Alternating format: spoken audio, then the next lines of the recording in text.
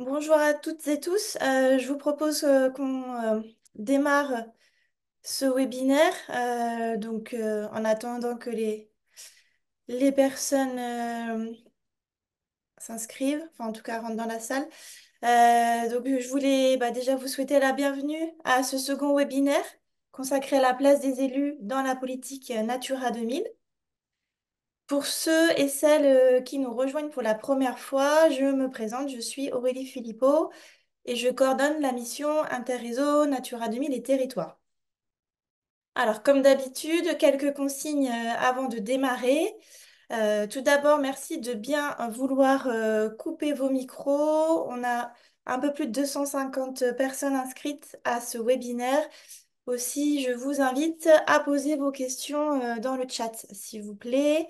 Donc aujourd'hui, c'est ma collègue Léa Bourchier qui est chargée de mission énergie renouvelable et biodiversité à la Fédération des parcs naturels régionaux qui se chargera de trier vos questions et de les partager ensuite pendant les temps d'échange. Ce webinaire est également enregistré, donc si vous ne souhaitez pas apparaître dans le replay, on vous invite à couper votre caméra. Juste pour rappel, on a déjà organisé cette année un premier webinaire qui était sur le thème de la communication. Aujourd'hui, on vous propose d'aborder le sujet des énergies renouvelables et de ces enjeux, enfin, et des enjeux qu'elles posent pour les sites Natura 2000. Donc, c'est un sujet qu'on n'a pas encore eu l'occasion d'aborder dans le cadre de la mission Interréseau Natura 2000. Et c'est un thème qu'on a choisi, alors tout d'abord pour répondre à la demande d'élus et également parce que les énergies renouvelables sont au cœur de l'actualité, notamment comme une des réponses au changement climatique. Compte tenu du temps imparti aujourd'hui, qu'on a 1 heure et demie, et de l'ampleur de la thématique, on ne pourra pas aujourd'hui tout couvrir et on ne pourra pas non plus répondre à toutes vos questions. Aujourd'hui, on a souhaité, pour une première approche, vraiment orienter le webinaire sur les enjeux qui sont liés à la préservation de la biodiversité et aux moyens et solutions qui existent pour concilier ces enjeux avec les objectifs de neutralité carbone. Si vous souhaitez que l'on aborde ou qu'on approfondisse un sujet particulier sur les énergies renouvelables lors d'un futur webinaire, par contre, n'hésitez pas à nous l'indiquer dans le chat et on pourra peut-être y répondre l'année prochaine. Alors pour aujourd'hui, ah oui, excusez-moi, et je voulais aussi vous préciser que pour aujourd'hui, on va surtout se consacrer à l'éolien terrestre et au photovoltaïque au sol, puisque ce sont les technologies qui sont les plus susceptibles d'interagir avec les sites Natura 2000. Pour aujourd'hui, on vous propose le programme suivant. Donc, on aura tout d'abord une introduction par mon collègue Philippe Moutet, qui travaille à la Fédération des parcs naturels régionaux. On aura ensuite une première partie qui sera présentée par Véronique Debilly, qui travaille à l'OFB, sur la conciliation des énergies renouvelables et de la préservation de la biodiversité. Et suite à cette première partie, on aura un temps d'échange où on pourra partager vos questions. Et dans une deuxième partie, on aura le partage d'un retour d'expérience de la part d'Engie Green avec Virginie Reynaud et Mélanie Lebris, qui nous feront un retour d'expérience sur les méthodes de prospection, le dialogue territorial et la prise en compte de la biodiversité dans leurs projets de développement énergétique. Voilà. Et donc pour commencer, je laisse tout de suite la parole à Philippe. Bonjour à tous, donc Philippe Moutet, je suis effectivement à la Fédération des parcs naturels régionaux. Donc mon propos sera, comme c'est précisé, un propos introductif pour plutôt vous donner un petit peu en perception comment les énergies renouvelables et la question énergétique finalement s'est posée sur des aires protégées, puisque les parcs naturels régionaux le sont avec des niveaux de protection variables sur leur périmètre. Mais comment cette question-là s'est posée et peut-être vous donner quelques éléments de réponse. Donc ça permet de rappeler un préambule important de ce webinaire, hein. Aurélie qui organise ce webinaire, elle l'organise pas pour promouvoir le développement des ENR forcenés dans les zones Natura 2000, mais pour dire justement comment, par rapport à des enjeux importants en matière de préservation de la biodiversité et d'enjeux patrimoniaux qui peuvent être paysagers ou autres, comment des aires protégées ou des espaces protégés peuvent aussi réagir et peut-être anticiper et construire des réponses cohérentes. C'est ce que les parcs se sont efforcés de faire. Donc on peut peut-être passer à la première diapo, ça va vous permettre de voir un petit peu ça. Donc en fait, en l'occurrence, la question énergétique dans les parcs, elle est arrivée plutôt au tout début des années 2000 puisque dans le préalable, les parties préalables, en fait, il y avait un grand acteur de l'énergie nationale et pas forcément de pression réelle sur le développement des ENR. Donc elles se sont présentées, ça a été notamment lors de la sortie d'un premier atlas des potentialités de l'éolien. Et effectivement, on avait des démarches naissantes qui étaient plus proches du porte-à-porte avec des communes, des marchés, en leur faisant miroiter des sommes conséquentes si elles signaient des exclusivités ou des agriculteurs. Et à l'époque, les parcs, on n'avait pas forcément traité spécifiquement la question, ni dans les documents importants que sont les chartes de parc, ni dans les habitudes de travail, puisqu'on n'avait pas forcément au sein du parc de référent énergie. Donc il y a eu un petit moment d'interrogation. Mais en parallèle, le réseau des parcs, via la fédération, a signé un partenariat national avec l'ADEME pour 7 ans, renouvelé une deuxième fois, qui permettait notamment de rendre éligibles les parcs à un appel à projet qui s'appelait Athénée, les contrats Athénée, État-région, qui permettait de mettre en œuvre des postes énergie-climat. Donc, au jour d'aujourd'hui, par rapport à cet élan-là, ben, les conséquences qu'on a, c'est que dans l'ensemble des chartes de parc, et y compris dans les chartes en révision, la question de l'énergie est traitée en tant que telle, qu'aujourd'hui, on a un réseau d'expertise technique au sein de notre réseau sur ce sujet-là. Et donc, cette question d'énergie, elle ne nous, je ne vais pas dire qu'elle ne nous surprend pas, parce que les évolutions technologiques, les évolutions du cadre réglementaire, je peux revenir sur les zones d'accélération notamment, nous amènent toujours à devoir réagir et recomposer nos positionnements. Mais en tout cas, aujourd'hui, la question énergétique est posée dans les territoires de parc.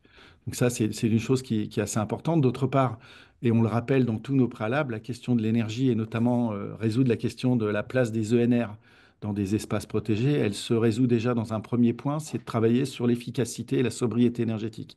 C'est vraiment un préambule important puisque plus vous serez efficace et sobre dans vos utilisations énergétiques, moins le besoin, le recours à des ENR de manière massive sera nécessaire. Et du coup, si vous passez cette étape, c'est fort dommage parce que vous allez passer à côté d'une opportunité d'avoir un développement bien maîtrisé. D'autre part, toujours dans la question de l'énergie, il faut savoir qu'elle est multiple. Et dans les parcs, on a, par exemple, si je prends le cas du Gâtinais, on a maintenant près de 17 personnes qui travaillent sur les questions énergétiques à travers le conseil aux particuliers, le conseil aux collectivités. Et on a, par exemple, si je prends toujours le Gâtinais, on a un chargé de mission énergie renouvelable qui va travailler spécifiquement sur les tensions qui se posent. Donc ça, c'est pour vous donner le cadre. On n'a jamais traité les ENR en les dissociant des restes des sujets. On les a vraiment traités à l'aune d'une stratégie énergétique et d'une réflexion. Et ça a conduit les parcs. On a fait une enquête il y a 2 ans sur les parcs et l'énergie. Ça nous a notamment conduit pour beaucoup de parcs à définir un mix énergétique. Et c'est à mon avis un sujet intéressant pour les périmètres Natura 2000, c'est de se dire, à l'aune des enjeux qui sont ceux de vos périmètres Natura 2000, qu'est-ce qui peut être d'abord, quelles sont vos potentialités de production de NR? Quelles sont celles qui rentrent dans le cadre réglementaire? Aurélie le rappelait, hein, ça ne concerne pas toutes les énergies dans les périmètres Natura 2000. Certaines sont de facto exclues, donc c'est pas la peine de partir dessus. Mais à partir de là, peut-être de vous projeter en disant, mais finalement, à l'aune de mon périmètre, quelle est la pertinence d'orienter telle ou telle énergie qui pourra avoir des retombées positives sur mon territoire. Et je dirais que la première chose importante qu'il faut avoir, c'est d'émettre un positionnement, quel qu'il soit, que vous soyez hostile à telle ou telle énergie ou que vous ne le soyez pas. La pire difficulté, c'est qu'au tout début des années 2000, comme on n'avait pas de positionnement affiché, c'était un sujet nouveau, eh ben, effectivement, on ne pouvait pas non plus donner aux développeurs, on le verra peut-être en fin de webinaire, on ne voyait pas, on ne pouvait pas leur dire, voilà, nous, ce qu'on souhaiterait en amont. Il faut savoir que la question des ENR doit se traiter le plus en amont possible, parce que je pense que les développeurs y reviendront, le temps de sortie d'un projet a un temps long, et donc il vaut mieux informer les porteurs potentiels le plus en amont possible de ce qu'on souhaite et de ce qu'on ne souhaite pas. Donc ça, c'est un point qui me semble important de rappeler, puis également rappeler qu'au niveau du réseau des parcs, comme dans les parcs, on a aussi assez rapidement choisi d'échanger avec beaucoup d'acteurs. on s'est dit, pour traiter de ce sujet-là, il faut échanger avec ceux qui portent ces sujets. Donc, notamment à la fédération, on a des partenariats avec Enedis, RTE, GRT, tout ce qui est infrastructure énergétique, puis également EDF et Engie qui intervient aujourd'hui. Et bien entendu, on a des partenariats, alors là, beaucoup plus larges encore, mais avec les acteurs de la biodiversité. Ma collègue Léa pourra y revenir, notamment dans le cadre du live. Donc ça, c'était le premier préambule. Donc ce webinaire a vraiment plus vocation à vous informer sur comment on peut s'inscrire dans une réflexion sur les ENR et les aires protégées. Deux, que l'intérêt, c'est de déjà être clair sur ce qu'on souhaite et ce que l'on ne souhaite pas. Petite particularité aussi à prendre en compte sur Natura 2000, c'est que concernant les ENR, il y a des interactions qui peuvent peser sur les périmètres Natura 2000, mais qui ne vont pas être dedans. Donc il faut toujours réfléchir un petit peu plus largement que son périmètre, un peu dézoomer, puisqu'il y a la question des infrastructures énergétiques. Qui dit production d'énergie dit déploiement, raccordement à des infrastructures de réseau. Et donc, il faut aussi avoir cette idée-là, c'est que la question des ENR ne se limite pas à l'unité de production énergétique, mais comprend bien l'accès au réseau qui peut être avec aussi des conséquences en matière d'impact, biodiversité, sol, paysage, et j'en passe, et des meilleurs. Donc ça aussi, c'est une chose à intégrer. Puis deuxièmement, on peut avoir très bien, par exemple, de l'éolien qui va pas être dans le périmètre d'une zone Natura 2000, mais qui, pour X raisons, va impacter la vie faune ou différentes choses. Donc toujours avoir cette idée de vraiment dézoomer un petit peu le sujet. Mais sur cette diapo, on pourra passer à l'autre. L'important, ce que je voulais vous mettre en avant, c'est que même si vous n'êtes pas forcément concerné aujourd'hui, même si vous n'avez pas forcément de velléité particulière sur telle ou telle énergie, bah, posez-vous la question de quelle stratégie vous souhaitez. Parce qu'à un moment, vous serez moins démunis quand vous aurez des développeurs ou des services divers et variés, ou ce que vous voulez, qui viendront vous voir en disant, voilà, on envisage de faire ci ou ça. Ça vous permettra de dire, voilà ce qu'on souhaite, voilà ce qu'on ne souhaite pas, et si ça se fait, voilà comment on souhaite que ça se fasse. Et ça, c'est un point important. Ne pas avoir de stratégie, ne pas être lisible, bah, ça a des conséquences. C'est qu'effectivement, c'est difficile de permettre à ceux qui ont des velléités de s'installer, de savoir ce que vous ne voulez et ne voulez pas. Donc ça, c'est un point qui me semble important. Donc, je vous avais mis un petit peu les points à retenir. Maintenant, je vais revenir sur le cadre. Donc, début 2000, donc émergence des enjeux éoliens, schéma éolien qui se positionne. Donc, dans les parcs, on avait, comme je vous l'ai dit, dans les chartes de parc, on n'avait pas de chapitres et de thèmes accès énergie. Néanmoins, on pouvait aborder cette question-là à travers d'autres éléments, à travers la question de la gestion forestière pour ce qui était la biomasse et le bois énergie. On pouvait aborder la question de l'éolien indirectement à travers la question des paysages et puis évidemment de la biodiversité. On pouvait aussi aborder tous les sujets énergétiques à l'aune d'un point important qui était le développement économique. C'est-à-dire, est-ce qu'on pose des mâts dans un territoire ou on pose des panneaux et on s'en va, ou est-ce que ce développement des ENR doit être contributif au développement du territoire et être bénéfique? Donc, assez rapidement, vous voyez, on a quand même été en mesure d'agir avec des parcs qui ont utilisé plusieurs outils. La charte étant déjà écrite, ils se sont plutôt appuyés sur des délibérations au niveau du syndicat mixte du parc, en indiquant où leur mix énergétique, s'ils en avaient la possibilité, soit en indiquant leur agrément ou non sur telle ou telle énergie, et surtout en le justifiant. Et là, ça renvoie à un outil que les zones Natura 2000 ont également, c'est la connaissance du territoire. C'est-à-dire, il faut argumenter, structurer la manifestation, le point de vue qu'on émet. Et donc aujourd'hui, à la fois au niveau de la Fédération des parcs, de manière collégiale avec les collègues concernés, qui peuvent être développement éco, biodiversité, agriculture, on a mis en œuvre des positionnements nationaux qui sont portés à connaissance de nos partenaires, notamment de l'énergie. Et puis, dans chacun des parcs, en fonction des enjeux spécifiques, il y a des positionnements clairs. Avec aussi des parcs qui ont essayé d'avoir des outils de gestion. Je pense notamment au Languedoc, qui est aujourd'hui en révision, mais qui avait mis en place un outil de gestion des impacts éoliens. On a des préconisations et on a également, comme je vous l'ai dit, dans les nouvelles chartes, des définitions claires avec des analyses, des choix. Et je dirais que sur ce sujet de l'énergie à l'échelle d'un périmètre Natura 2000, l'idée aussi à avoir en tête, c'est d'avoir toujours une dimension transversale, c'est-à-dire de ne pas s'enfermer dans une lecture qu'énergétique, ne pas s'enfermer uniquement dans une lecture que biodiversité, mais vraiment d'avoir une approche collégiale du sujet qui permettra d'avoir en règle générale les positionnements qui sont les plus intéressants à la fois à mentionner et à défendre quand il peut y avoir éventuellement des oppositions ou des difficultés. Troisième chose importante, alors j'ai pas fait beaucoup de diapos parce que vous en allez en avoir beaucoup, bien plus, à mon avis, percutantes sur les dimensions techniques ou autres, c'est la question du cadre réglementaire qu'on évoquait tout à l'heure. L'actualité aujourd'hui qui met sans doute l'énergie fortement en avant dans votre réseau notamment, c'est la loi d'accélération qui a été votée au mois de juillet l'année dernière et qui comporte la mise en œuvre de zones d'accélération des ENR avec les limites que Aurélie évoquait sur les zones Natura 2000 et que sans doute peut-être Véronique y reviendra également comme Virginie. Donc ces zones d'accélération, au jour d'aujourd'hui, on peut leur reconnaître un mérite effectif, c'est que ça a amené tous les élus de toutes les communes à se poser la question de l'énergie. Alors vous me direz, c'est un mérite relatif parce que ça peut être anxiogène, ça peut être compliqué, mais néanmoins, ça a amené beaucoup de communes à se poser des questions. Maintenant, si on regarde un petit peu le sujet, il y a une loi qui est sortie en juillet, il y a eu beaucoup de complexité dans la mise en œuvre, elle est sortie vite. Les services de l'État, comme les collectivités visées, puisque l'échelle choisie a été celle de l'échelle communale, ont eu beaucoup de mal à y voir clairement sur les calendriers, sur les objectifs et sur la temporalité que j'évoquais sur le sujet. Et aujourd'hui, les zones d'accélération sont loin d'être toutes définies. Qui dit zone d'accélération sous-tendait une mesure à l'échelle régionale de la contribution effective de la région aux objectifs nationaux et sous-tendait qu'une fois ce niveau atteint, il y aurait des zones d'exclusion qui seraient définies. Alors il y a un préalable important à retenir, c'est que les zones d'accélération des ENR ne sous-tendent pas que toutes les ENR seront dans les zones et que pour le reste du territoire, il n'y aura plus d'ENR. Les zones d'accélération, c'est un outil, c'est écrit dans le titre, d'accélération, qui doit être agrémenté aussi avec un bénéfice croisé commune et développeur. Mais ça n'exclut en rien le fait qu'un développeur ou un particulier peut se lancer dans un projet de NR hors périmètre de zone d'accélération. Donc ça, il faut que vous le reteniez aussi. Les zones d'accélération ne mettent pas fin à la possibilité de développer des ENR dans différents endroits du territoire hors périmètre. Après, un autre point important à retenir, c'est que les zones d'accélération permettent aussi de définir le type d'énergie renouvelable qu'on souhaite avoir dans ces périmètres. Et comme le disait Aurélie en préambule, ce qui ressort globalement, c'est que c'est les déclinaisons du photovoltaïque qui, dans les zones d'accélération qui ont été soumises à examen, sont les plus en avant dans les projets, avec trois typologies possibles, des typologies qui ont cerné toutes les toitures des bâtiments, en disant voilà, pour maîtriser le développement du photovoltaïque, on préfère que ce soit sur les toitures communales ou particuliers.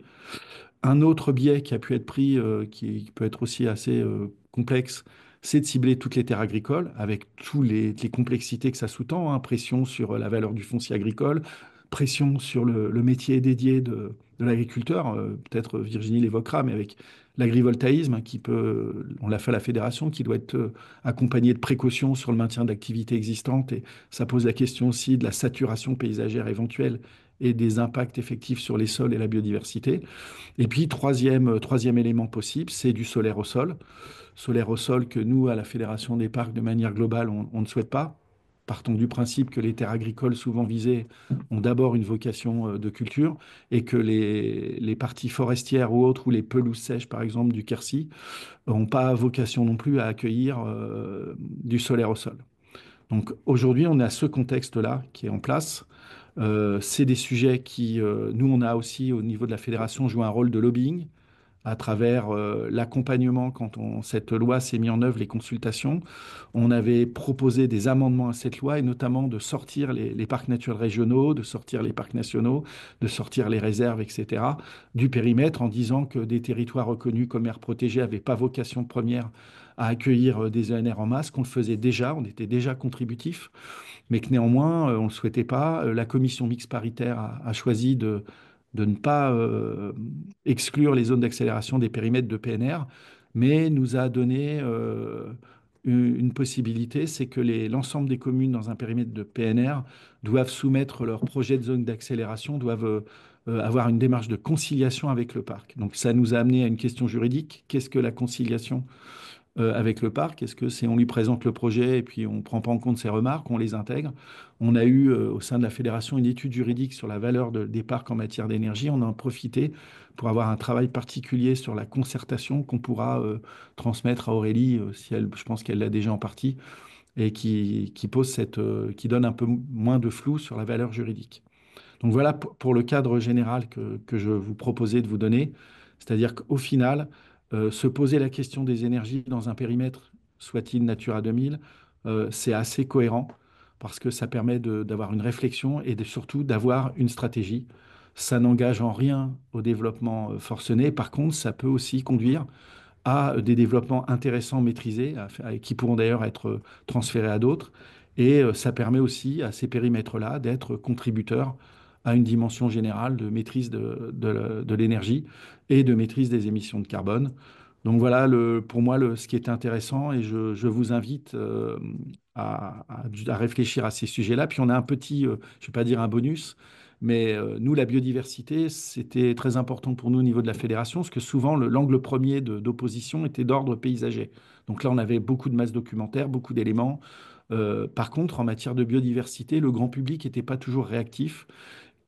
Et on a souhaité nous creuser ce sujet et on a tellement voulu le souhaiter qu'on a déposé un projet LIFE Biodiversité France qui s'intitule Énergie renouvelable et biodiversité dans les aires protégées, ce qui est, comme je le dis, non pas un appel à en développer massivement, mais à regarder comment on peut concilier deux enjeux de transition.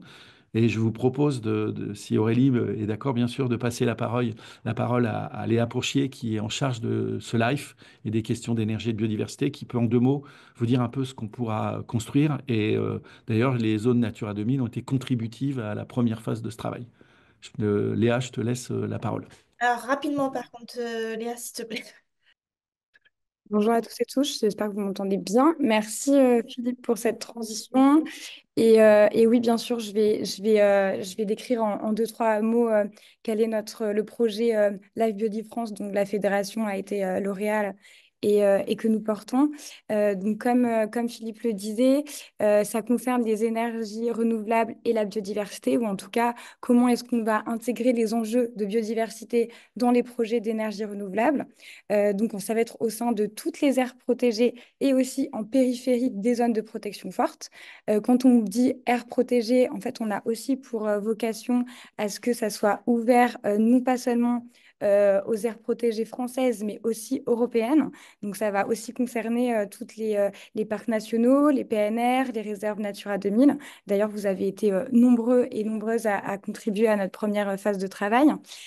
Et en fait, le but, c'est vraiment de constituer une communauté en fait qui va suivre ces sujets-là, qui va être constituée à la fois d'acteurs privés, à savoir des développeurs, des gestionnaires qui auront sur les énergies renouvelables, donc toutes les aires protégées, comme je vous le disais, mais aussi des collectivités, des établissements publics comme l'Office français de la biodiversité et l'ADEME qui sont partenaires du projet, mais aussi des instances de recherche comme la UCN, etc. Donc le but, c'est vraiment, c'est un projet qui va durer 3 ans.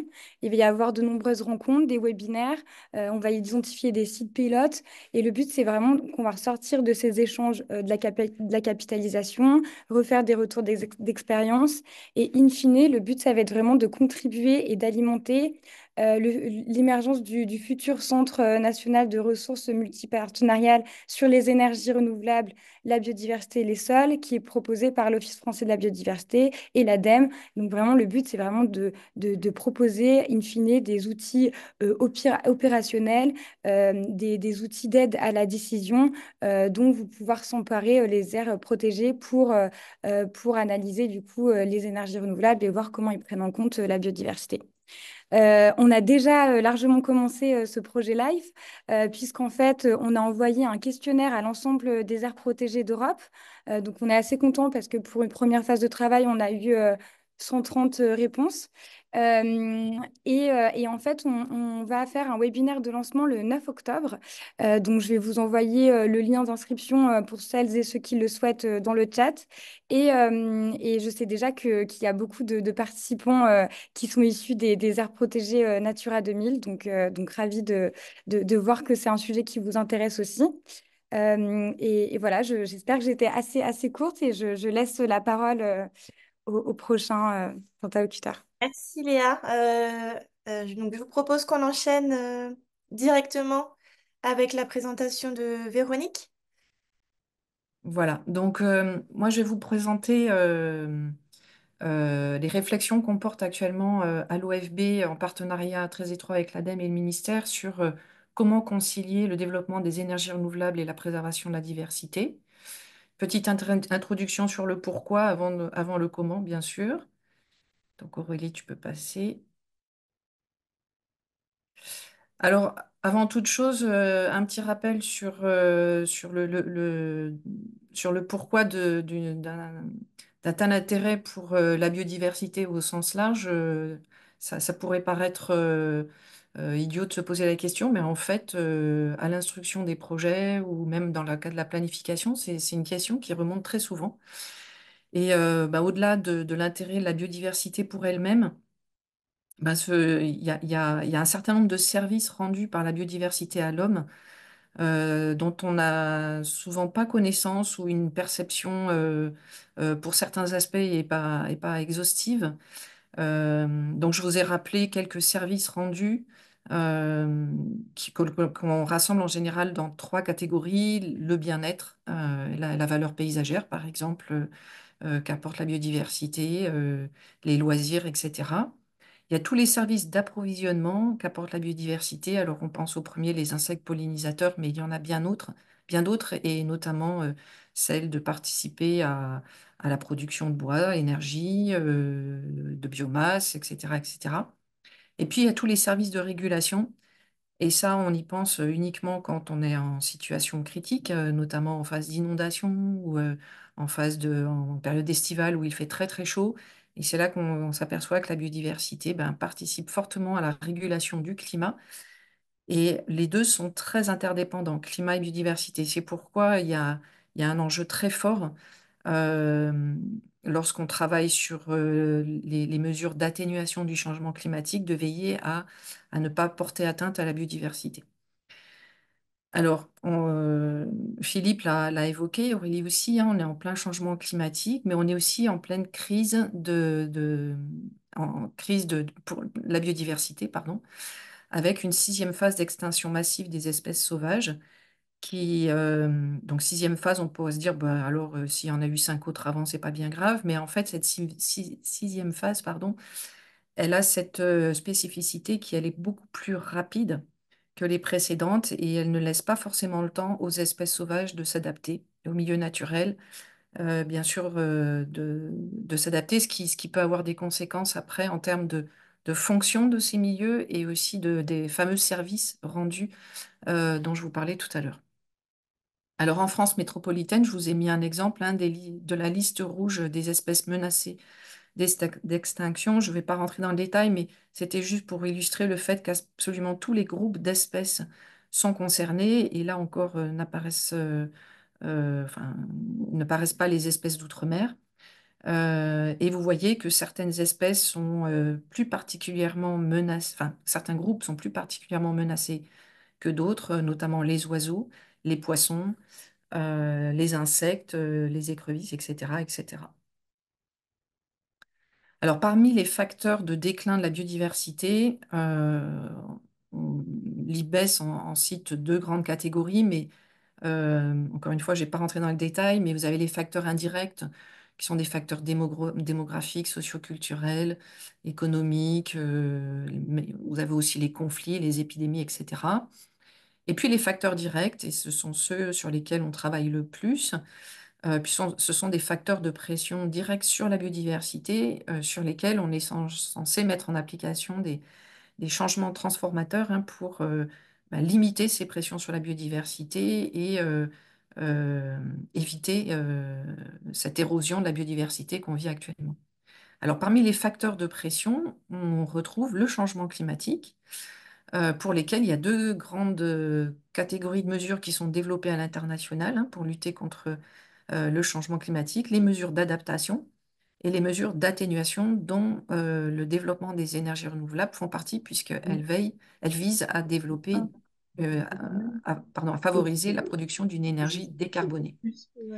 Et l'autre facteur de pression important, et qui est d'ailleurs le premier parmi toutes les pressions qui ont été identifiées sur la biodiversité, eh bien, on trouve le changement d'utilisation des terres et de la mer, ce qu'on appelle en général le changement d'occupation des sols.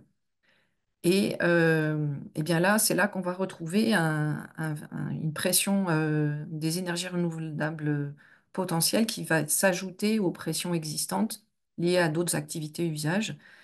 Les scénarios de l'ADEME, de RTE ou même à l'international considèrent que le développement des énergies renouvelables est susceptible de mobiliser entre 1,5 et 2% des territoires. Alors, il se trouve que pour la France, on retrouve à peu près les mêmes ordres de grandeur que dans d'autres pays européens. Mais ça suppose du coup de réfléchir à comment atténuer le changement climatique par le développement d'une énergie carbonée, c'est-à-dire répondre à l'objectif de neutralité carbone, tout en veillant à ne pas augmenter d'autres pressions, enfin en ne portant pas atteinte à d'autres pressions, notamment les pressions sur le changement d'affectation et d'usage des sols. Donc c'est tout l'enjeu sur lequel on travaille, hein, c'est de voir comment veiller à un bon équilibre entre neutralité carbone et neutralité écologique et à ne pas porter atteinte à la biodiversité pour mettre en place, pour développer cette énergie décarbonée. Donc ça suppose d'objectiver ces interactions et puis ensuite de trouver des solutions d'atténuation de ces impacts. Alors, comment va-t-on procéder? Alors, pour trouver les solutions, il faut déjà bien connaître, bien caractériser. Je vous ai mis la typologie des pressions et incidences potentielles des infrastructures énergétiques en général, qu'on peut décliner de la manière suivante, c'est-à-dire, alors c'est toute infrastructure confondue pour le coup. Euh, il peut y avoir des types d'incidences qui vont concerner les individus directement, que ce soit par du dérangement ou des mortalités. Ensuite, on a des atteintes à leurs habitats. Alors, ça peut être de la destruction pure et dure, destruction qui sera irréversible dans la plupart des cas, mais ça peut avoir aussi différents degrés d'ampleur et on peut avoir aussi une altération, une dégradation des conditions d'habitat qui peuvent elles aussi porter atteinte à la biodiversité. Et puis, il y a une autre catégorie de pression et incidence sur les habitats, c'est leur fractionnement. L'ensemble de ces pressions et incidences vont porter atteinte potentiellement aux fonctions écologiques de ces écosystèmes. Je vous ai mis quelques exemples, les fonctions physiques, biogéochimiques avec la modification des cycles du carbone et de l'azote, et puis les modifications des fonctions biologiques, comme celle de servir de couloir de migration ou de zone privilégiée pour l'alimentation, la reproduction des espèces, etc. Et en toute fin, eh bien, c'est l'ensemble de ces pressions et incidences peut avoir des effets sur les services écosystémiques dont je vous parlais tout à l'heure, que ce soit les services liés au bien-être, liés à l'apport de matériaux, etc., ou à la régulation de certains phénomènes climatiques et autres.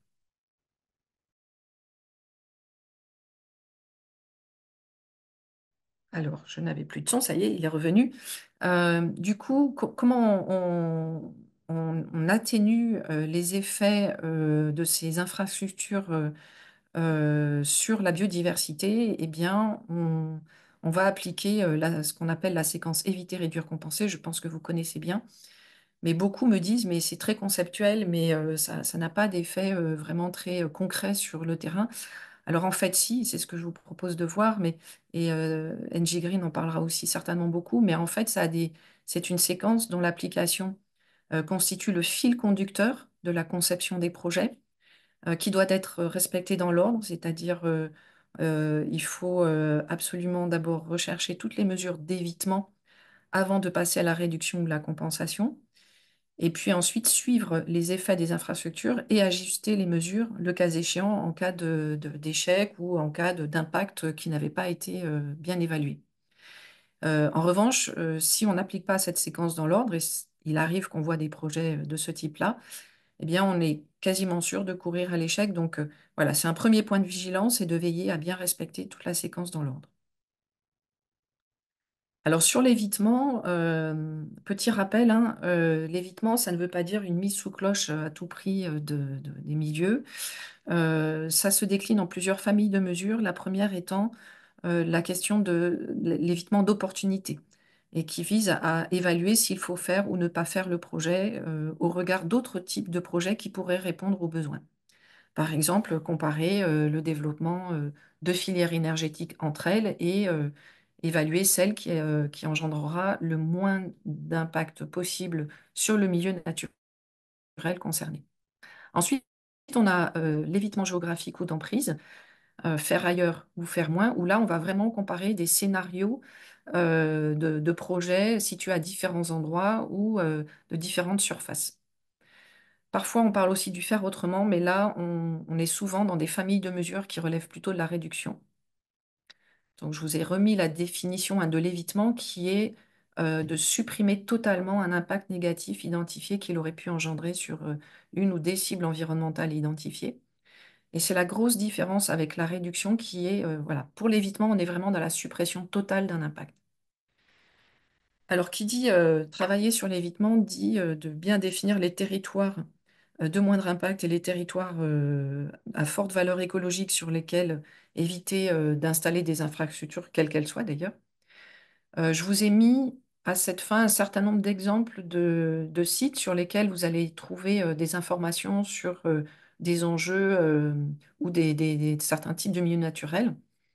Bien sûr, le plus complet, c'est le site de l'INPN hein, qui met à disposition une cartographie de tous les zonages compris dans la stratégie nationale air protégée.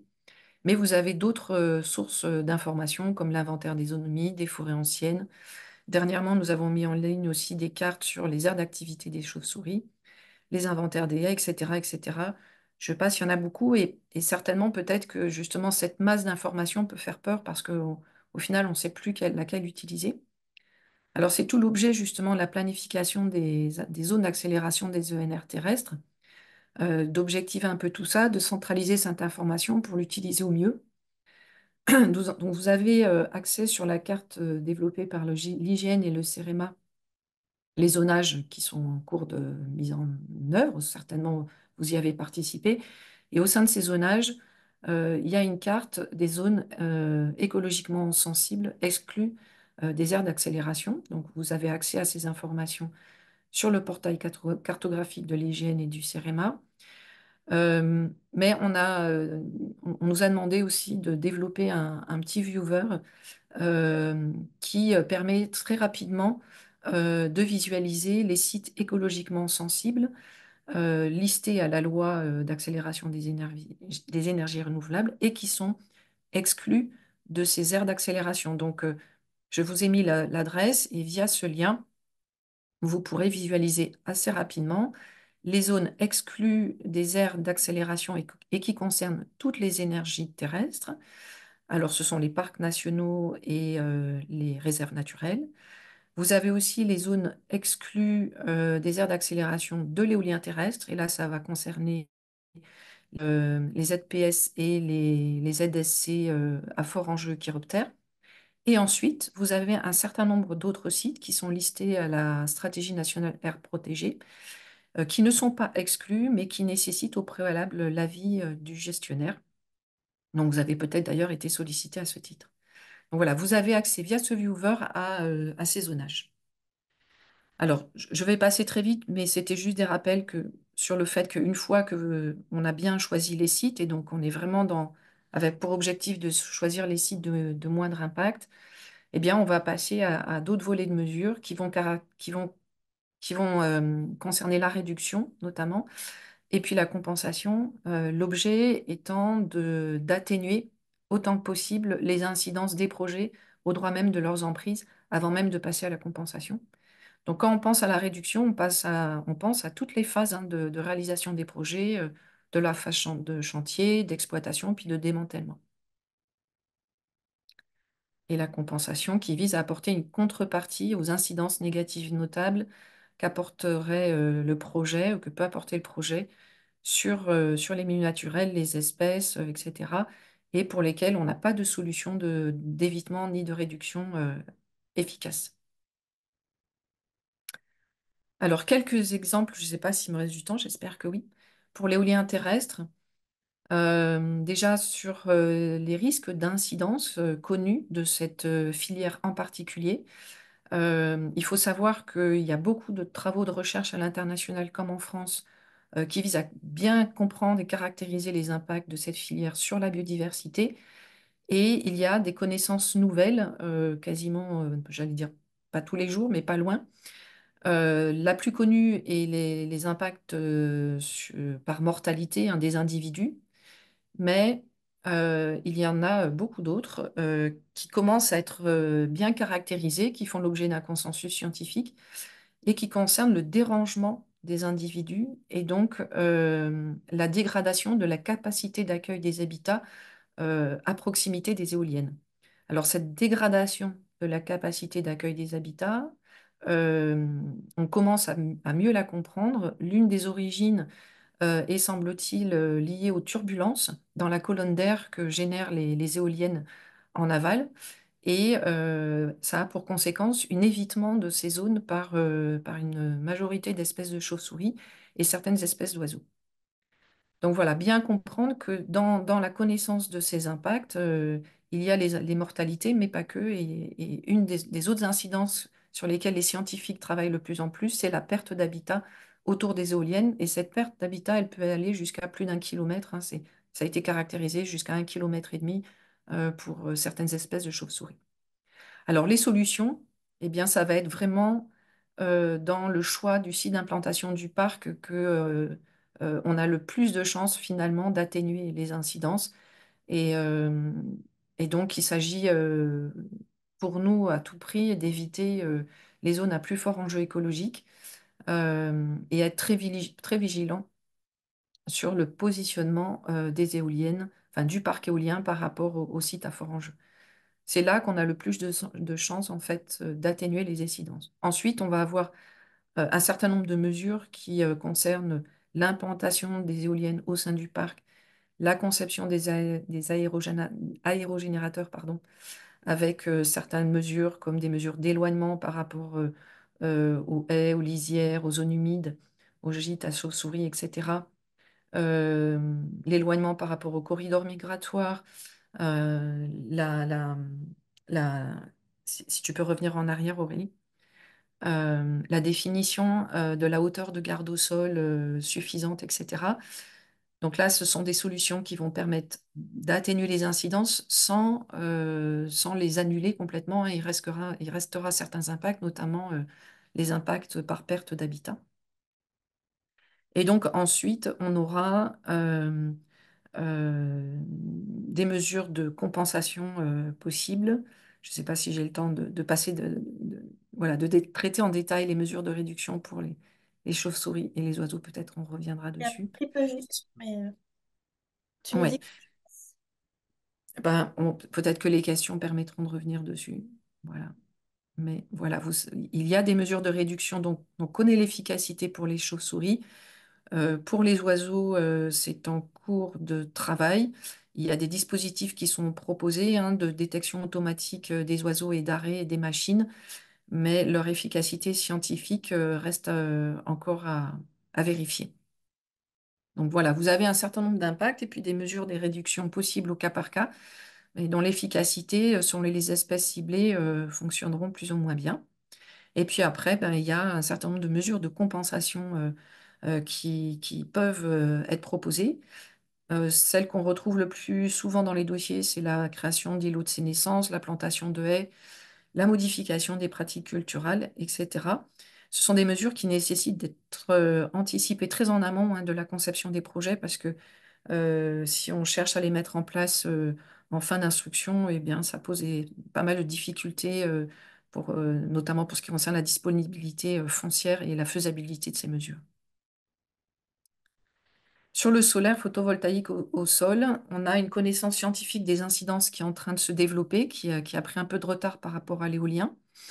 On retrouve les mêmes catégories d'incidences que pour l'éolien, notamment le dérangement des individus, avec un comportement d'aversion, c'est-à-dire le fait que ces espèces, et notamment les chauves-souris, évitent de fréquenter ces milieux-là une fois qu'ils sont recouverts de panneaux solaires.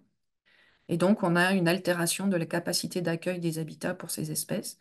On peut avoir aussi, selon comment est conçu le parc, comment le chantier a été réalisé, comment il est géré une fois installé, etc., une altération des habitats ou de leur destruction. Et puis un fractionnement des habitats par les clôtures qui sont installées tout autour de ces parcs.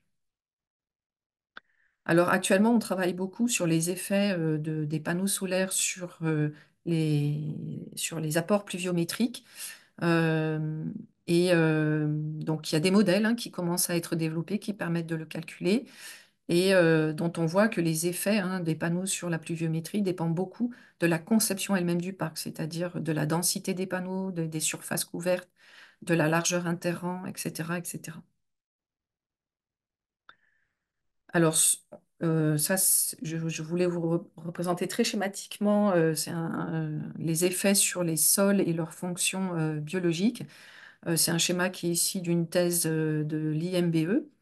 Et on voit que l'effet des panneaux sur les sols et sur la macrofaune euh, engendre en gros une simplification de la macrofaune des sols et des interactions des espèces entre elles et une modification des cortèges phytosociaux. Donc, ce sont des observations qui sont effectuées sous les panneaux comparées aux interrangs où là, on retrouve l'ensemble des espèces et leurs interactions que ce soit la macrofaune du sol et les espèces végétales et les espèces associées, dont les insectes pollinisateurs, etc. Alors, dans les solutions possibles, Par contre, on a aussi beaucoup de travaux de recherche. il va falloir qu'on accélère un petit Ouais, peu. bah, je vais terminer Et pas là-dessus mal alors en du retard, coup. je suis désolée. Voilà. Il y a beaucoup de travaux de recherche qui visent à apporter des solutions pour atténuer les incidences des parcs solaires au sol sur la biodiversité. On retrouve des recommandations très fortes sur les choix d'implantation des sites et leur surface. Ensuite, il y a des recommandations qui concernent le design même du parc, c'est-à-dire le plan de masse, la densité des panneaux, l'installation de clôture ou pas, des câbles électriques, des plateformes, etc., etc. Et puis ensuite, et ça c'est un petit peu nouveau, c'est la définition du choix d'écosystème qu'on souhaite maintenir au sein des parcs. C'est comme si on avait un projet dans le projet, c'est-à-dire une fois qu'on installe des panneaux, on sait qu'on va modifier l'écosystème. Et donc, on peut travailler sur quel type d'écosystème on peut maintenir pour maintenir un maximum de biodiversité. Voilà, donc je ne vais pas rentrer dans les détails, je pense qu'on n'a plus le temps, mais vous avez sur le support quelques exemples de réflexions actuellement portées par les scientifiques sur les différentes solutions. Je vous ai mis le lien vers le site de l'Observatoire. J'ai vu que c'était une question dans le chat. Et voilà, on reste à votre disposition, que ce soit moi-même pour l'OFB ou Thomas Aiglin pour l'ADEME, pour toutes ces questions très concrètes là, sur la conception des parcs de moindre impact. Merci beaucoup, Véronique. Léa, je te laisse partager les questions.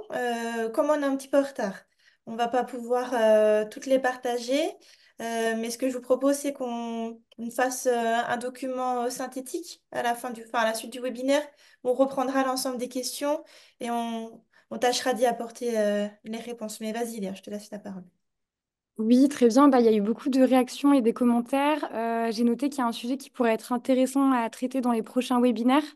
Donc, je m'adresse plutôt à toi, Aurélie. Ça serait notamment sur les sites Natura 2000 en mer et traiter notamment la question des ENR en mer et notamment le photovoltaïque flottant sur les sites ZPS et ZSC.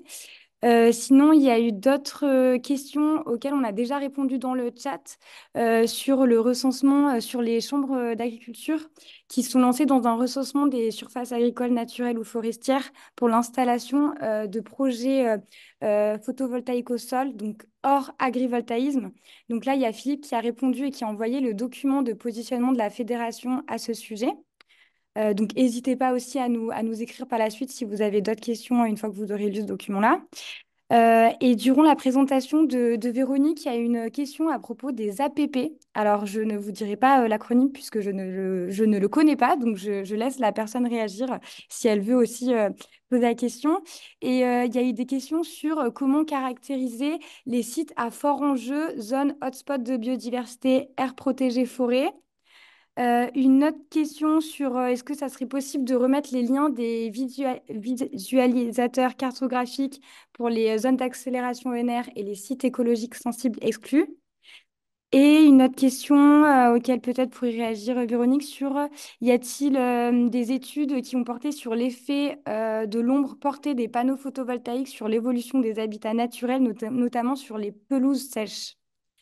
Voilà, je ne sais pas s'il y a d'autres questions qui se sont manifestées mais peut-être que s'il y a déjà un mot qui peut être dit sur ces quelques questions, des commentaires, je ne sais pas. Alors sur les liens, oui, je pourrais les remettre. Sur les parcs flottants, il y a pas mal de projets de recherche là, qui ont été lancés depuis ces 2 dernières années, que ce soit à l'international ou en France. On commence à mieux comprendre les incidences sur les cortèges d'espèces, notamment de faune volante, de ces installations, et aussi à savoir comment y travailler pour atténuer ces effets. Donc voilà, on avait prévu de ne pas en parler aujourd'hui, mais sur les parcs flottants, sachez qu'on commence à avoir de la connaissance sur le sujet. Bien sûr, c'est imparfait, hein, c'est la connaissance qui démarre à peine, enfin, c'est des travaux de recherche qui démarrent à peine, donc voilà, le temps de la connaissance est beaucoup plus long que le déploiement des filières lui-même, malheureusement.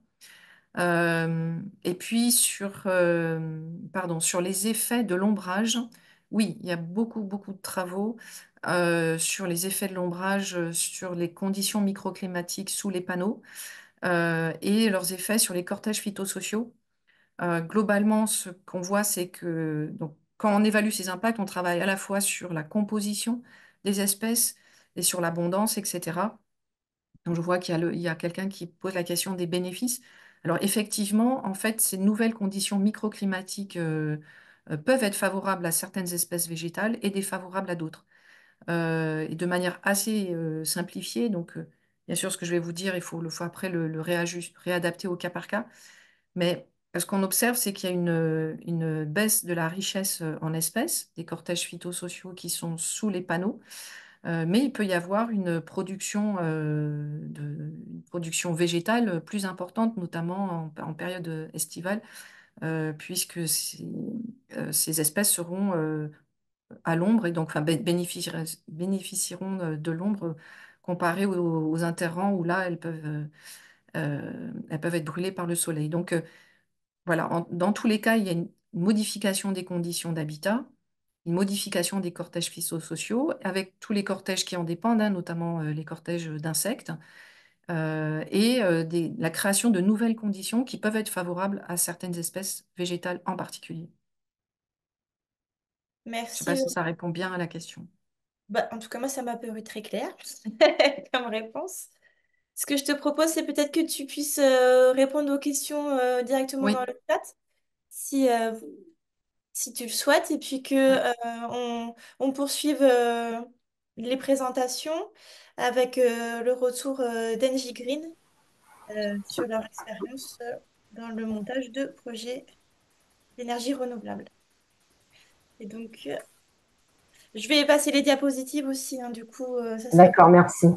Je vais démarrer. Donc, bonjour à toutes et à tous.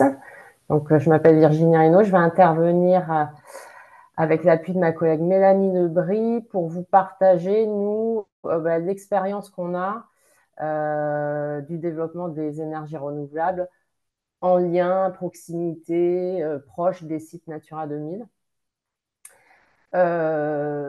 Donc, on va vous préciser sur quoi se base notre retour d'expérience. On ne connaît pas tout, on ne connaît pas toutes les technologies.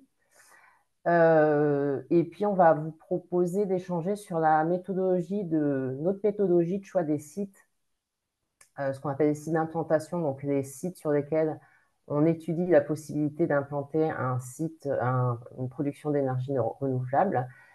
Je préciserai dans les grandes lignes comment se déroulent les projets, que ce soit éolien ou solaire, c'est-à-dire un planning habituel, on va dire, et à quel stade on rencontre les acteurs des territoires, les différentes parties prenantes. Et enfin, je laisserai la parole à Mélanie, qui fait partie de notre pôle biodiversité chez NG Green, et qui explicitera plus spécifiquement comment on prend en compte les enjeux de biodiversité aux différents stades de nos projets, c'est-à-dire au stade des études qu'on appelle de développement, mais également au stade de la construction d'exploitation. Je précise voilà, qu'on intervient, nous, depuis 2 ans dans le cadre d'un partenariat qu'on a avec la Fédération des parcs naturels régionaux. Le but de ce partenariat étant de croiser nos cultures, de partager nos retours d'expérience et nos points de vue sur les conditions de déploiement des énergies renouvelables dans les parcs naturels régionaux. Et aujourd'hui, on va essayer de vous partager notre retour d'expérience. On va essayer de rester humble. On ne connaît pas tout. Mais pour vous préciser un peu qui on est, donc on est une filiale d'un grand groupe du milieu de l'énergie. Et NG Green, on n'intervient que en France métropolitaine sur 2 technologies, des parcs éoliens terrestres et des parcs photovoltaïques, parcs solaires. Donc, on ne vous partagera pas de retour d'expérience sur les parcs éoliens en mer, ce n'est pas notre métier. Et sur les parcs solaires, on a différents types de sites. Ça peut être des centrales au sol qu'on va appeler des centrales classiques, non agrivoltaïsme. On vous partagera l'état d'avancement sur le sujet de l'agrivoltaïsme, qui est assez nouveau. Et enfin, on fait également des ombrières de parking, mais qui sont moins l'objet de notre échange d'aujourd'hui, parce que moins sujet à des problématiques de biodiversité. Pour vous donner un ordre de grandeur, Aurélie, je veux bien juste la page d'avant, voilà. On a à peu près, pour vous donner un ordre de grandeur de ce qu'on fait, on a à peu près 400 parcs construits en France. Quand je dis parcs, c'est des parcs solaires plus ou moins grands ou des parcs éoliens. On est implanté sur toutes ces régions et on a déjà expérimenté les premiers repowering éoliens. On n'a en revanche aucun retour d'expérience sur du photovoltaïque flottant. On n'a aucun parc photovoltaïque flottant construit. On a peut-être 2-3 projets en études, mais qui sont très peu avancés. Donc, on ne peut pas dire qu'on a du retour d'expérience sur cette thématique-là. Et sur le sujet de l'agrivoltaïsme, on a des projets assez divers qui sont au stade qu'on appelle de développement, c'est-à-dire les études. En revanche, selon les critères tels qu'ils sont définis aujourd'hui dans la réglementation, on n'a pas de parcs construits qui peuvent être qualifiés de parcs agrivoltaïques, même si on pourra trouver des similitudes avec nos parcs solaires qu'on a construits préalablement. Alors, je vais vous préciser un petit peu comment on fait pour sélectionner les sites. Ça rentre tout à fait dans l'esprit de ce que disait Véronique, c'est-à-dire dans la démarche d'abord éviter. La première phase de nos projets, on appelle ça la phase prospection, c'est la recherche de sites d'implantation d'un parc solaire ou d'un parc éolien. Et le but étant pour nous de trouver un emplacement potentiel qui permet de respecter un certain nombre de critères ou un maximum de critères qui sont de différents ordres. Alors, on a des critères techniques pour implanter nos parcs solaires ou nos parcs éoliens, donc notamment la topographie du terrain, les accès au terrain. Dans les critères techniques, on a aussi la distance au poste source. Il y avait des questions sur comment évaluer l'impact d'un parc solaire sans évaluer le raccordement. La distance au poste source est un point majeur dans le choix d'implantation. La surface, évidemment, disponible, ou potentiellement disponible, on va dire, et ce qu'on appelle le product type, c'est-à-dire on va privilégier des emplacements où il y a du soleil ou du vent, évidemment, sinon ça perd de son intérêt. On a des critères, évidemment, de type environnementaux et paysagers. Alors, environnementaux, ça peut être des enjeux liés à la richesse locale, la biodiversité, les zones humides. Et d'un point de vue paysager, ça peut être l'aquavisibilité avec du patrimoine historique, des voisins, des sites inscrits, etc. On a aussi des critères qui sont un petit peu moins, on va dire, qu'on ne va pas trouver dans des bases de données, qui sont les critères vraiment de l'acceptabilité locale.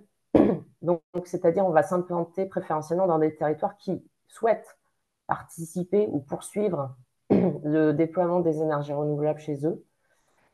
Et on va évidemment tenir compte dans ce cadre-là des riverains et puis d'une façon générale de ce qu'on appelle l'acceptabilité locale. Et enfin, on a des critères réglementaires qui sont importants, qui sont différents selon si on parle d'agrivoltaïsme, de photovoltaïque ou d'éolien, sachant qu'un parc solaire agrivoltaïque ou parc solaire classique, c'est soumis à permis de construire dans le cadre duquel on fait une étude d'impact et il y a une enquête publique. Un parc éolien est une installation classée pour la protection de l'environnement. Donc, on a des réglementations qui sont un petit peu différentes selon les technologies. Donc, le volet réglementaire s'est notamment étoffé récemment avec la loi d'accélération qui est parue en 2023 et qui précise notamment un certain nombre de critères d'implantation, un certain nombre de critères de design et qui précise aussi un certain nombre d'attentes sur ce qu'on appelle l'agrivoltaïsme. Donc, comment on fait pour trouver des sites qui répondent à tous ces enjeux? Eh bien, c'est extrêmement difficile. On va d'abord, dans cette première phase, faire vraiment une analyse bibliographique, cartographique, et on va valoriser un maximum de bases de données qui sont publiques, hein, où on va inventorier les zones à enjeu, les zones protégées, les objectifs affichés des territoires, etc., etc.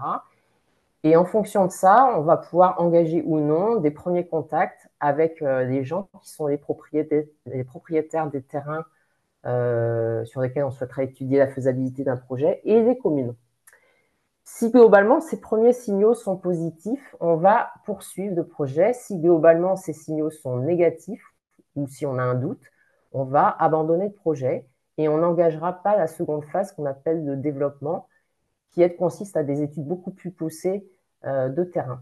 Pour vous donner un ordre de grandeur, sur la très grosse majorité des sites qu'on préqualifie au stade de ce qu'on appelle la prospection, il y en a plus de 90% sur lesquels on ne donnera pas suite pour les différents critères que j'ai précisés avant.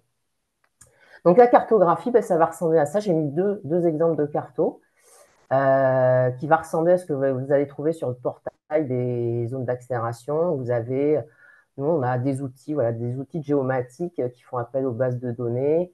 On va recenser les INEF, les sites Natura 2000, les cours d'eau, etc.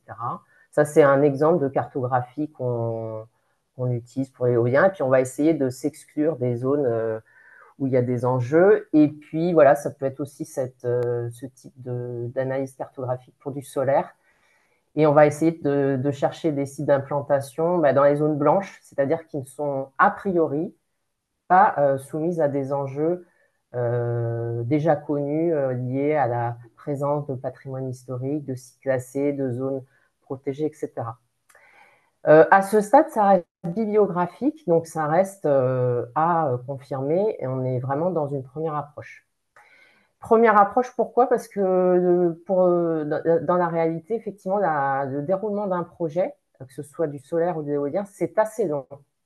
Avant de passer au stade de la construction et de l'exploitation, il se passe potentiellement pour du solaire, ça c'est un exemple de planning pour un parc solaire, il peut se passer 3 ans, 4 ans, notamment parce que ça nous nécessite d'acquérir des données de terrain, que ce soit des données techniques, mais évidemment toutes ces données liées aux enjeux écologiques du site. Donc, on a nécessairement des investigations sur 4 saisons.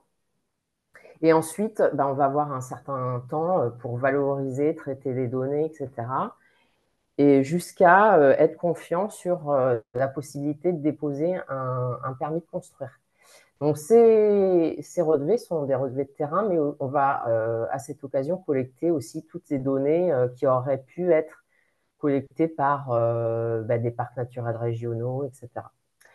Donc là, c'est un planning type et qui montre que voilà, c'est très long, c'est très long et il y a une bonne partie des projets qui peuvent ne pas aboutir à l'issue des relevés de terrain ou qui peuvent, et ça c'est le cas de la grande majorité, voire de la totalité des projets, être adaptés, réduits, déplacés en fonction de ce qu'on a observé sur le terrain.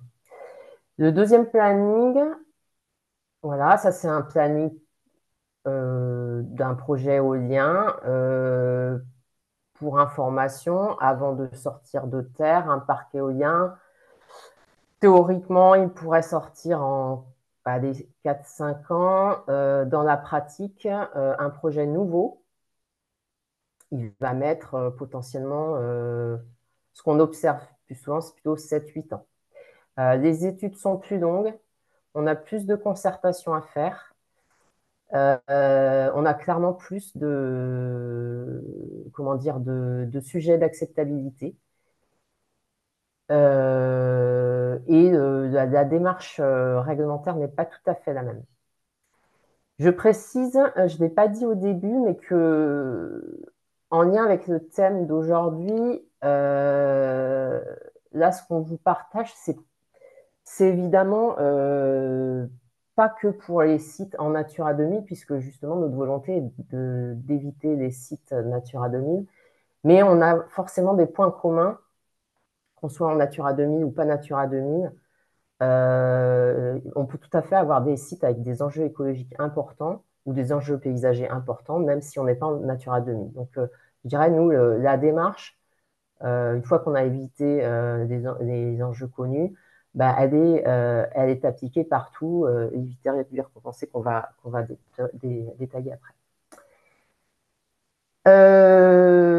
Un point d'attention, en tout cas chez NJ Green, même si c'est loin d'être parfait, hein, c'est de mettre dans nos principes de développement de nos projets les bases d'un dialogue territorial, de partager les informations, de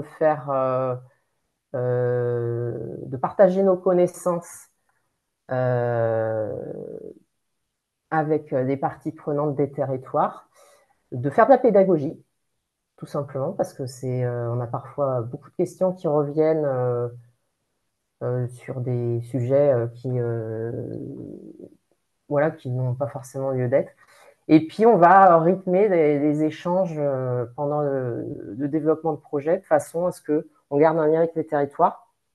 C'est important à noter puisque quand on a un projet qui met 5 ans, 6 ans, 8 ans à sortir, et ben, parfois on nous dit mais qu'est-ce qui se passe, où vous en êtes, on n'a plus de nouvelles. Voilà, donc ça c'est quelque chose qu'on a en tête, qu'on essaye de travailler pour qu'au final il y ait une certaine confiance qui se tisse. Alors c'est rarement parfait, ça ne marche pas toujours, mais c'est ce qu'on essaye de faire.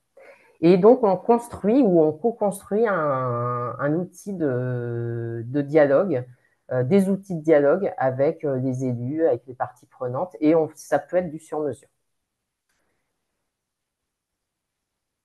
Oui, je viens à la page suivante. Voilà, donc notamment dans la première phase, on fait attention à aller rencontrer obligatoirement les élus de la commune ou des communes, bien évidemment les propriétaires, les exploitants agricoles quand on est sur des milieux agricoles, parfois les communautés de communes, les communautés d'agglomération qui nous donnent, on va dire, un cap ou des principes de ce qu'ils souhaitent voir sur leur territoire ou ne pas voir sur leur territoire.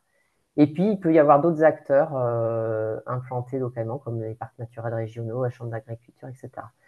Donc, nous, on ne fait jamais un projet, ou en tout cas, on n'engage jamais un projet sans avoir rencontré les élus de la commune et sans avoir eu un retour positif, ou on va dire neutre a priori, de leur part. Il n'y a aucun projet d'NJ Green qui est démarré sans qu'on ait rencontré la commune. Donc là, c'est voilà, un petit schéma qui représente les différentes étapes de partage dans la phase de développement. Donc la phase de développement, c'est quand on lance toutes les études avant de déposer la demande de permis de construire ou l'autorisation environnementale. Et on a tout on va dire, on utilise différentes méthodes pour dialoguer. Ça peut être du porte-à-porte, des rendez-vous classiques, des entretiens. Il y a des comités de pilotage, des comités de suivi qui sont certains obligatoires ou d'autres qui peuvent être volontaires. On fait des présentations au conseil municipal, on peut organiser des permanences publiques. On peut aussi formaliser avec les acteurs du territoire des chartes dans lesquelles on s'engage, nous, à respecter ce qui nous a été demandé en termes de partage de la valeur, dialogue territorial. On peut faire des petits bulletins d'information, faire apparaître dans le journal de la commune des éléments d'information, etc. Donc, on a vraiment tout un dialogue qui se met en place qui est différent d'un projet à l'autre. Voilà, ça c'est à peu près la même chose. Tout ça pour laisser la parole ensuite à Mélanie, mais redire, voilà, nous, la phase, les premières phases, c'est vraiment les phases, on procède par étapes et petit à petit, on élimine nos projets ou on adapte nos projets en fonction de notre état de connaissance du site avant d'aller plus loin. Et donc, je vais laisser la parole à Mélanie pour les sujets plus précis de prise en compte des enjeux de biodiversité. Merci. Moi, je suis Mélanie Lebris, donc je suis responsable biodiversité de l'Est et de l'Occitanie chez NG Green. Et donc, je vais vous présenter un petit peu comment nous, on prend en compte la biodiversité chez NG Green sur toute la chaîne de valeur, donc de la prospection jusqu'à l'exploitation, donc en passant également par le développement et la construction. Je fais partie d'un pôle qui s'appelle le pôle environnement. Et donc, on est 16 personnes. Et donc, 11 personnes au sein de ces 16 travaillent uniquement sur le thème de la biodiversité. Donc, en plus de toutes les thématiques vraiment liées au développement, construction, exploitation, on a également des missions qui consistent à travailler sur du retour d'expérience, sur de l'innovation, sur de la recherche de connaissances, sur le partage, comme aujourd'hui, afin de mieux développer ensuite les parcs futurs. Donc, quelques points réglementaires. Donc, on est toujours soumis donc, à études d'impact, que ce soit pour les projets solaires ou pour les projets éoliens. Donc, on est soumis, bien sûr, au régime de protection des espèces. Donc, on doit tenir compte déjà en premier lieu du stade de protection, du stade au niveau des enjeux biodiversité, avant de s'attaquer, bien sûr, aux autres sujets et dont les incidences Natura 2000.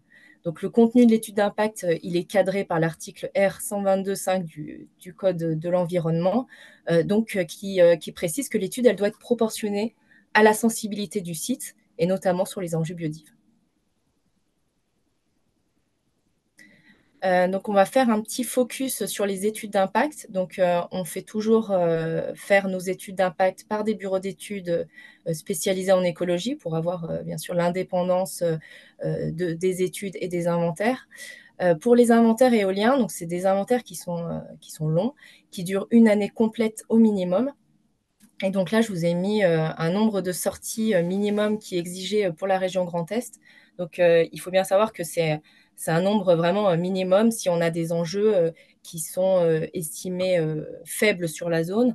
Donc là, on est sur environ 28 passages juste pour la faune volante, donc les oiseaux et les chauves-souris, auxquels on va rajouter donc, des écoutes en hauteur sur un mât de mesure, comme on peut voir sur la photo en bas à droite, où on va installer donc, un appareil qui va enregistrer tous les sons des chauves-souris durant toute leur période d'activité.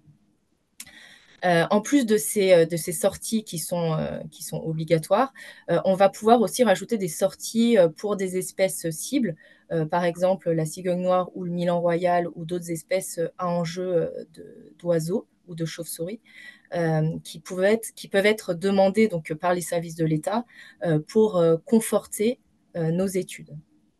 Donc, après toutes ces sorties liées à la faune volante, on va rajouter également des inventaires, bien sûr, des habitats naturels et de la flore, des amphibiens, des reptiles, des insectes, des grands mammifères, pour ainsi couvrir toutes les espèces qu'on va pouvoir retrouver dans le site.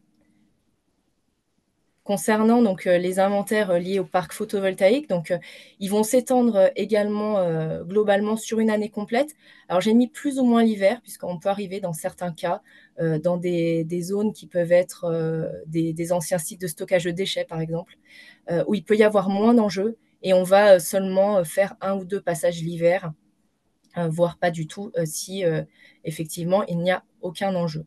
Donc, contrairement à l'éolien, donc on va bien sûr s'intéresser aux oiseaux, mais également aux chauves-souris. On va plutôt s'intéresser aux petits oiseaux nicheurs, les passereaux qu'on va pouvoir retrouver sur les zones pour les parcs solaires.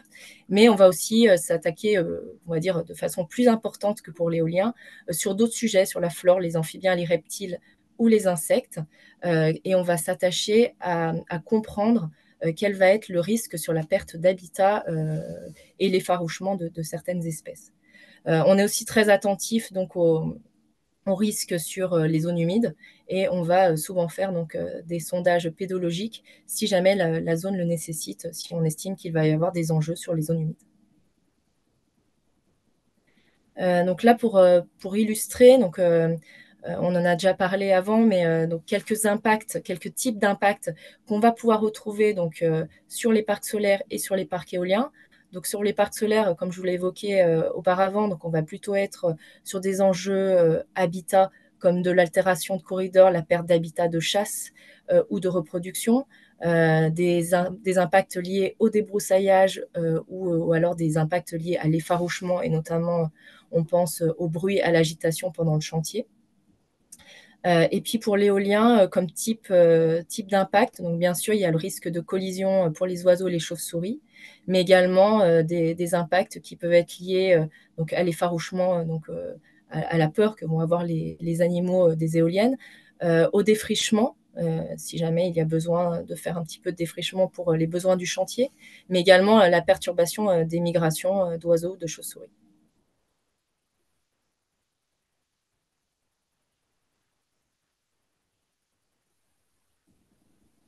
Tu peux passer à la suite. Donc pour répondre donc à tous ces impacts, donc on va mettre en place bien sûr la séquence ERC dont on a déjà parlé. Donc là, je vous ai remis quelques exemples, mais on les a largement évoqués avant. Donc ça va être les mesures d'évitement, donc le choix d'implantation dans le site, mais aussi le choix d'implantation au niveau, on va dire, plus départemental, régional. Faire aussi un choix parfois entre plusieurs sites, et également donc, au sein du site, l'évitement d'une partie de la zone. Par exemple, on peut penser au solaire, à éviter une zone où il y a une zone humide, par exemple, ou l'éolien, ou éviter de s'implanter trop près d'une forêt ou de zones humides. Ensuite, sur les mesures de réduction, donc ça va être le phasage temporel du chantier, donc éviter les périodes de reproduction des espèces, mais également la mise en place de bridage, donc arrêter les éoliennes pendant certaines conditions de température et de vent pour les chauves-souris, ou alors pendant certaines périodes de migration des oiseaux, mais également le système de détection avifaune qui a été évoqué par Véronique, qui vont arrêter les éoliennes quand les oiseaux vont arriver dessus. Si besoin, donc on va s'attaquer ensuite donc aux mesures de compensation. Donc ça va être les mesures de compensation liées aux zones humides, liées au déboisement, ou alors liées aux espèces protégées, mais on va quand même s'attacher avant donc à développer autant que possible les mesures d'évitement et de réduction, et ça dans le but d'avoir une absence de perte nette de biodiversité sur le projet. Ensuite, bien entendu, donc il y a toutes des phases de suivi qui vont être prises en phase d'exploitation. Donc ça va être des suivis pour la mortalité et des suivis des écoutes en hauteur pour les chauves-souris, mais également des suivis comportementaux d'espèces sur site, ou alors le suivi des mesures de réduction, des mesures de compensation qu'on va pouvoir mettre sur nos sites.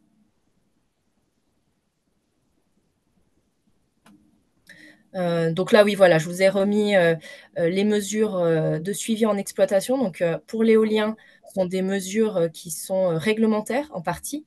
Donc on est obligé de mettre en place des suivis de la mortalité des oiseaux et des chauves-souris, ainsi que les écoutes en hauteur. Donc au minimum à l'année mise en service plus 1, et puis après tous les 10 ans de la mise en service. Donc, une fois qu'on fait ces suivis-là, donc il peut y avoir aussi des mesures qui vont être proposées, des mesures complémentaires, comme les systèmes de détection, par exemple, qui n'avaient pas été prévus dans le projet initial, ou alors des bridages plus restrictifs, si jamais donc, on s'aperçoit qu'il y a un excès de mortalité. Pour le solaire, ça va plutôt être du suivi des habitats naturels, de la reprise de la végétation, du retour des espèces, qu'elles soient animales ou végétales. Donc maintenant, un petit focus sur le sujet qui nous intéresse aussi aujourd'hui, qui est les sites dans du Natura 2000. Donc, on a 403 parcs en exploitation chez NJ Green. Et donc, sur ces 403 parcs, on a finalement très peu de parcs qui sont situés en Natura 2000. Alors, si on s'attache à l'éolien, donc on en a 6 qui sont en Natura 2000. Et dans les 6 qui sont en Natura 2000, il y a eu 5 de ces parcs éoliens qui ont été autorisés avant la création du site Natura 2000. D'ailleurs, donc, quand on regarde les dates, on s'aperçoit que depuis 2012, on n'a pas de nouveaux parcs éoliens installés en Natura 2000. Et donc, on s'attache à ne pas implanter de sites, notamment dans des ZPS. Contrairement au solaire. Donc là, c'est un petit peu différent le solaire, puisque en fonction des espèces qui sont citées dans les Natura 2000, on va pouvoir avoir lors de nos inventaires, on va voir que finalement, les espèces qui sont retrouvées sur le site pour le site photovoltaïque ne sont pas des espèces qui sont citées dans le site Natura 2000. Donc là, ça va être plutôt au cas par cas, en fonction des espèces qui sont retrouvées dans nos inventaires, en fonction des enjeux du site Natura 2000 et des mesures qui peuvent être proposées. Donc que ce soit pour les ZPS ou pour les ZSC. Donc bien sûr, si les espèces sont présentes sur site, elles seront donc pour la plupart comprises dans notre réglementation au titre des espèces protégées, et donc elles seront prises en compte sur les mesures ERC qu'on proposera pour le projet. Pour finir, je vous ai mis 2 petits exemples de sites Natura 2000 et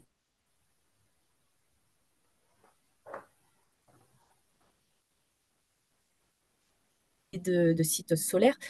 Donc là, Natura 2000 ZPS Basse-Corbière, qui a été désigné pour la conservation des rapaces. Et donc ça, c'est un site, par exemple, qui a été installé sur un ancien site de stockage de déchets. Et donc, on ne va pas retrouver les enjeux qui sont liés au site Natura 2000 sur ce site qui a été identifié pour mettre les panneaux solaires. Donc là, les mesures qui ont été évoquées pour ce site-là, ça va être le respect de la période de reproduction pour les passereaux, notamment pour réaliser les travaux, et une gestion adaptée de la strate herbeuse, mais ça ne va pas forcément être lié donc, aux enjeux de conservation qui sont liés à Natura 2000. Et puis donc le deuxième exemple, qui est situé dans une carrière, donc c'est le parc photovoltaïque des Fanais, qui est situé également dans un site Natura 2000 ZPS, la garrigue de Lançon et Chêne alentour. Donc là, c'est une zone Natura 2000 qui a été créée principalement pour la présence de l'aigle de Bonelli et du rôlier d'Europe. C'est des espèces qui n'ont pas été retrouvées sur site. Par contre, donc, il y a eu l'alouette Lulu qui a été identifiée lors des inventaires de l'étude d'impact.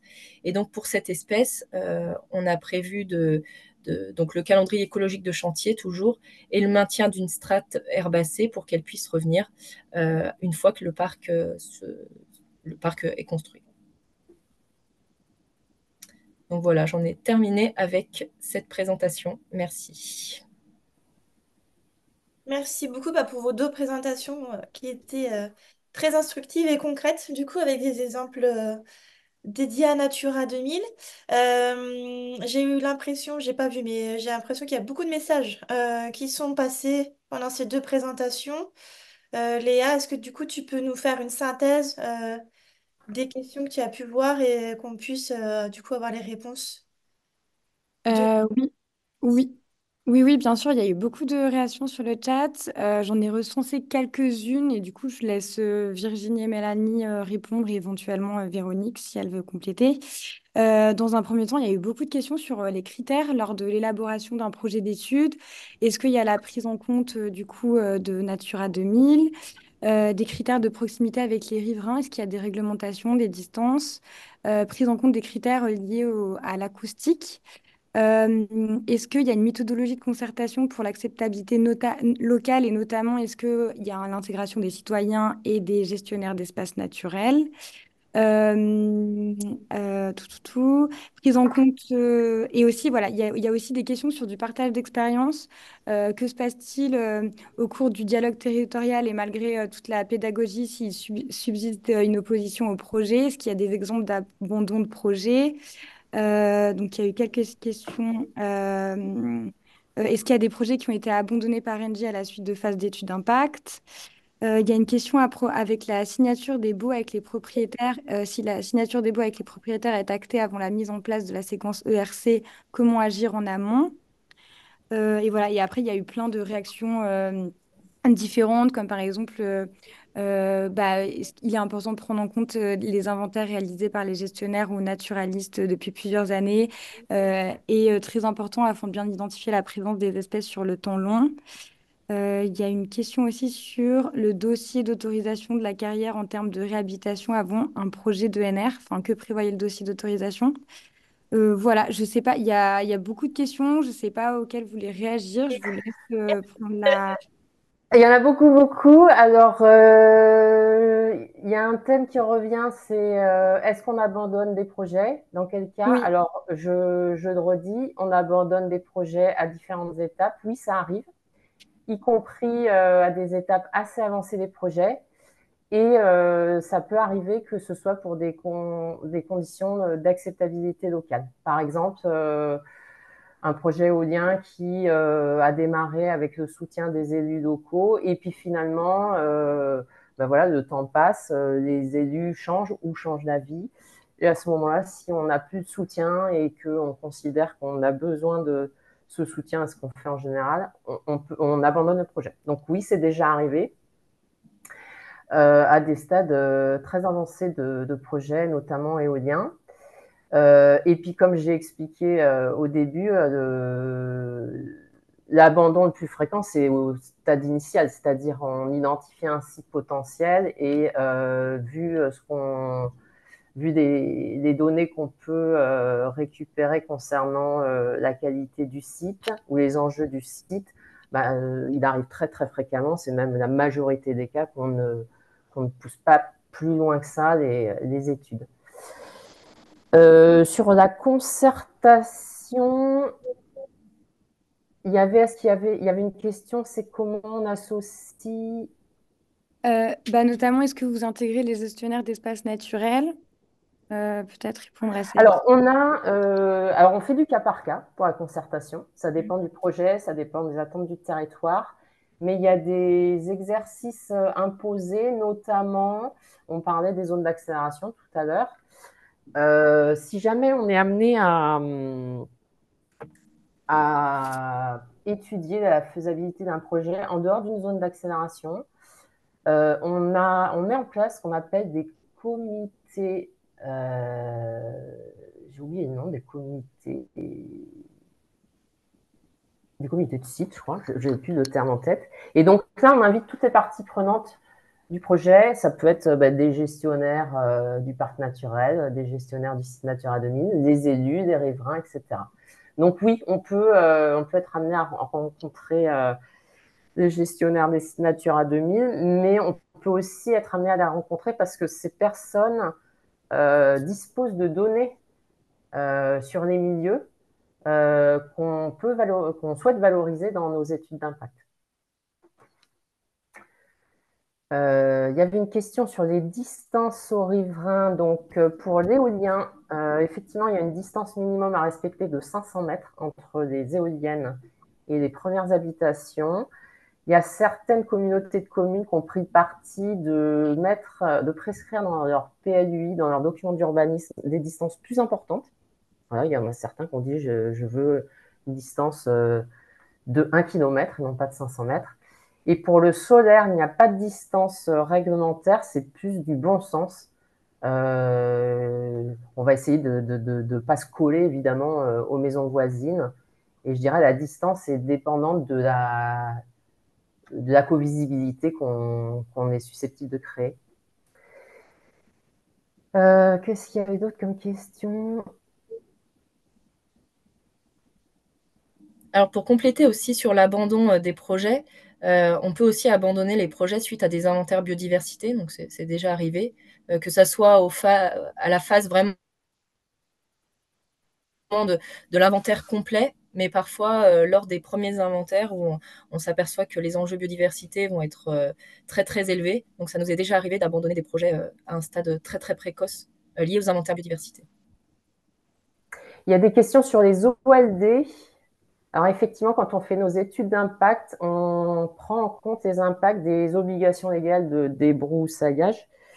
C'est-à-dire qu'autour de nos parcs, pour des questions de sécurité, on nous demande de maintenir la végétation assez rase. Puis, alors les exigences sont différentes d'un département à l'autre.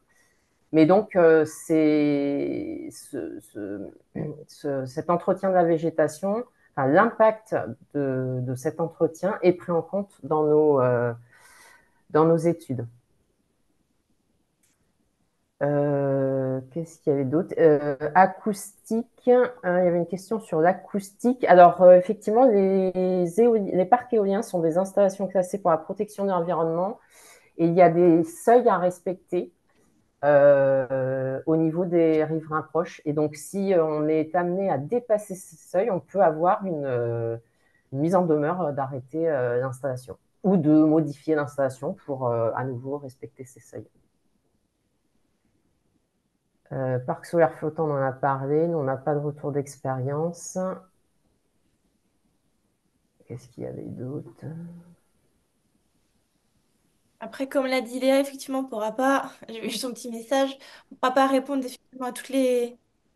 Moi, je pense que j'ai repris les thèmes qui sont revenus à plusieurs reprises.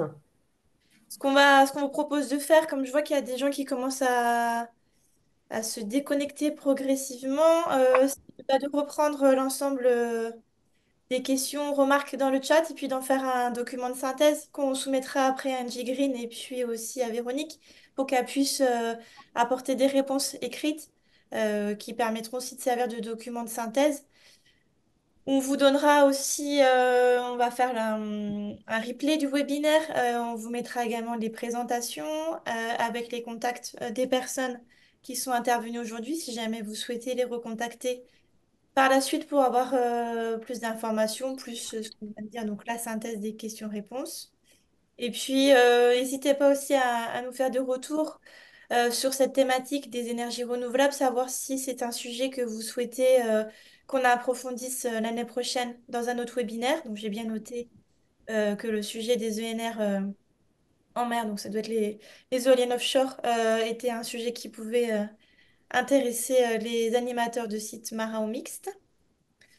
Voilà, je crois que j'en ai fait à peu près le tour. Je vous souhaitais aussi vous remercier pour votre participation. C'est la première fois qu'on est aussi nombreux pour un webinaire sur la place des yeux dans la politique Natura 2000. Donc on en déduit qu'en tout cas c'est un sujet qui vous intéressait, pour lequel vous souhaitez aussi avoir des informations. Donc, on verra avec Léa comment on peut, nous, par la suite, un peu travailler en transversalité sur ce dossier ENR et prise en compte de la biodiversité. Il ne me reste plus qu'à remercier les intervenants, les participants, et puis à vous souhaiter une bonne journée. Et puis, je vous dis du coup à l'année prochaine pour la prochaine série de webinaires. Merci pour votre attention et à bientôt.